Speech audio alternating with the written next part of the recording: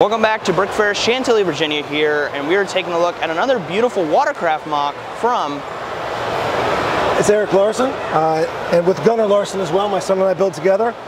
This is a mock of Suursaari Island in 1944. So I've done two mocks this year based around the theme of water for Brick Fair, Virginia, and its 2020 theme of water.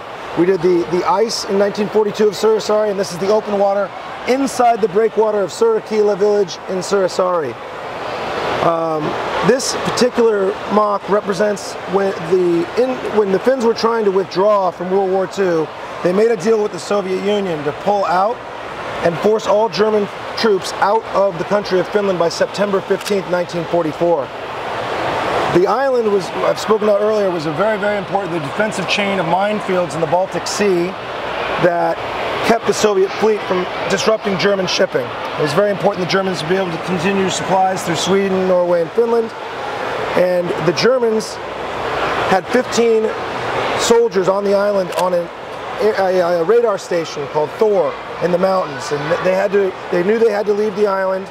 They didn't come. September 15th, clock was running down, and the Finns said, we'll pull up some boats and we'll take the Germans off the island and we'll take them back to your German bases. The Germans said, no, we'll come and pick them up. We'll send a round boat, which is a minesweeper. We'll come pick them up. About 1 a.m., a round boat showed up at the dock.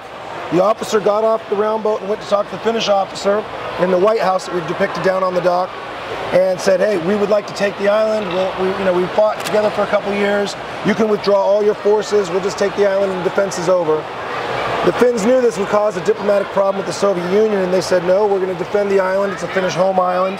And the Germans said, we'll be forced to invade. And they had thousands of forces offshore in a flotilla.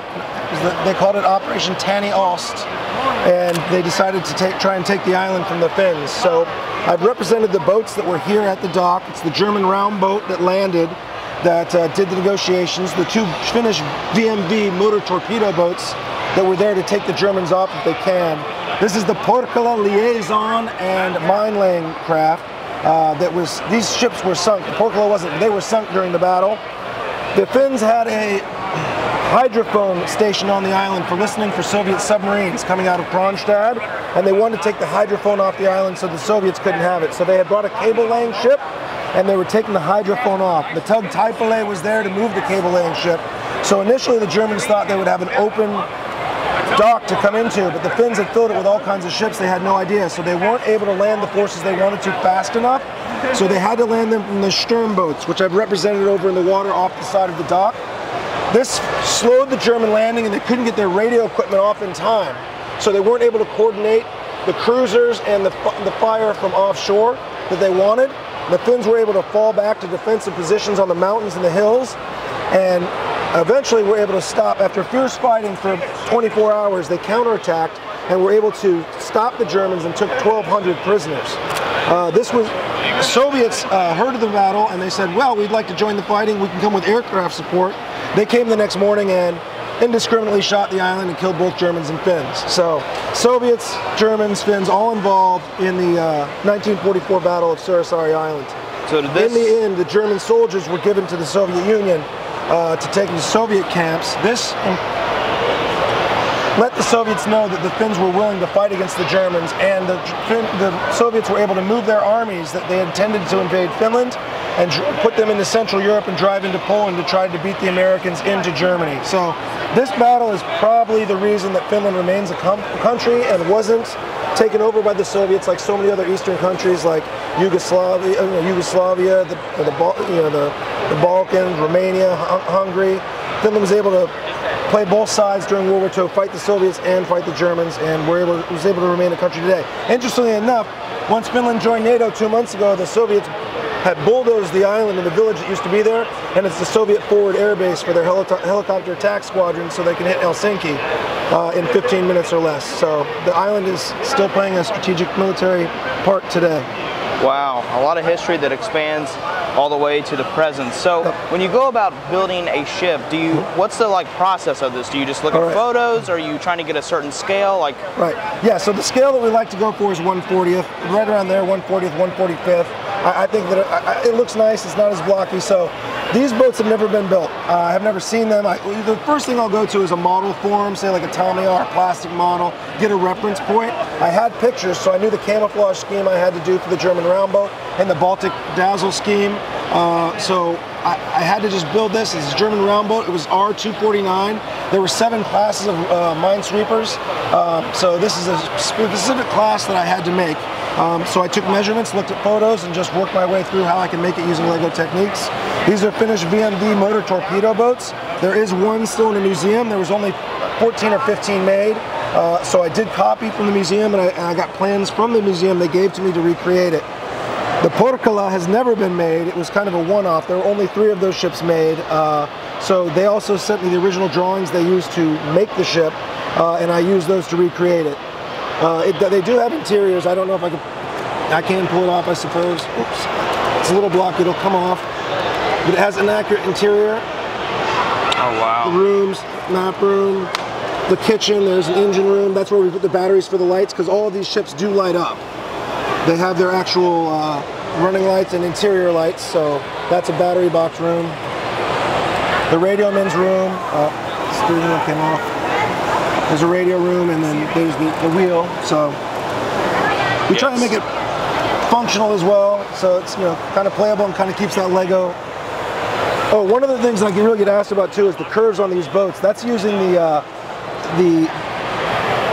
tube technique with these clips on it. It gives you the back curve that really looks nice for boats, because it's really hard to do ship hulls.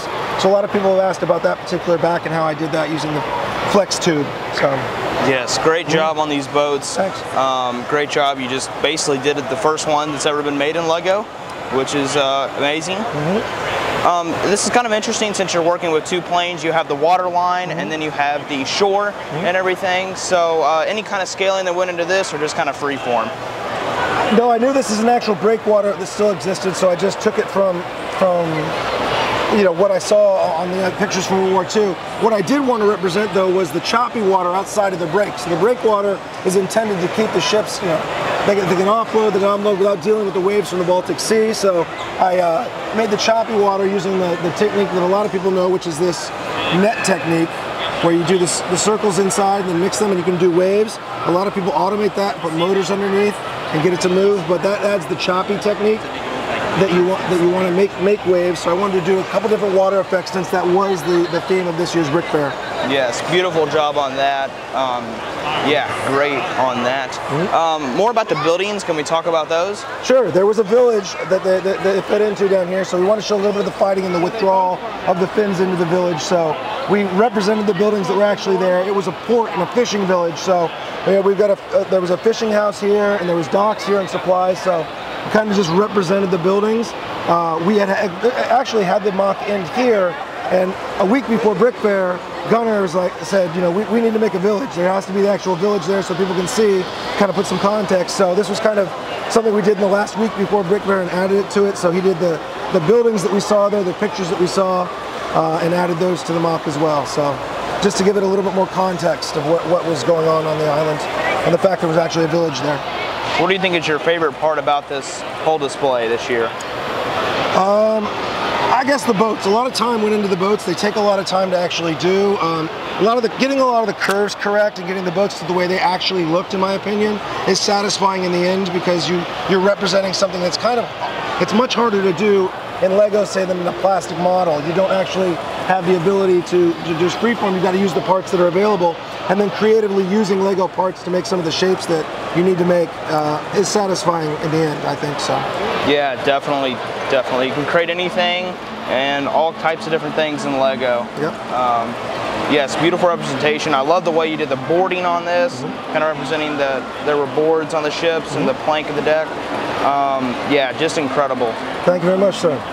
Thank you for your time. My pleasure. And yeah, Thank you. See you next year. All right.